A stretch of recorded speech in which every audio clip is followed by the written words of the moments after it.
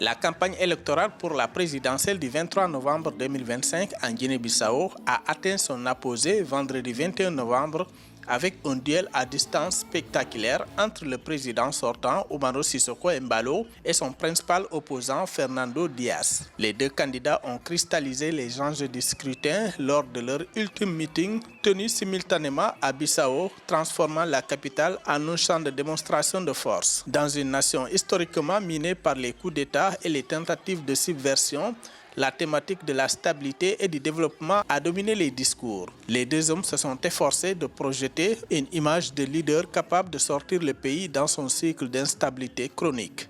Le président Embalo a rassemblé ses partisans sur l'espace vert devant son quartier général de campagne, affirmant sa détermination à achever le travail entamé.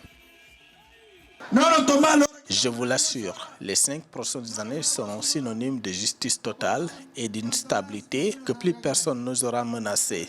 Nous mettrons fin au tribalisme et aux discours ethnicistes qui n'ont plus leur place dans notre nation. L'armée sera réformée et renforcée pour garantir son caractère pleinement républicain et le système judiciaire retrouvera toute sa force.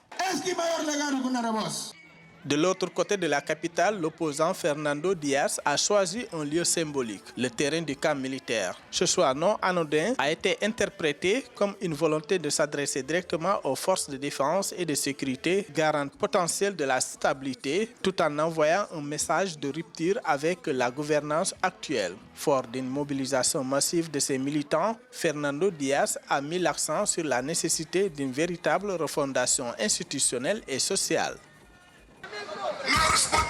Le peuple de Bissau-Guinée a trop souffert. On nous parle de stabilité, mais la vraie stabilité vient de la justice sociale et de l'espoir retrouvé. Je vous promets, une fois élu, de mettre fin à l'impunité, de garantir la justice pour tous et de lancer un vaste plan de développement qui bénéficiera d'abord aux plus faibles. Le 23 novembre, votez pour un nouveau départ, votez pour la dignité.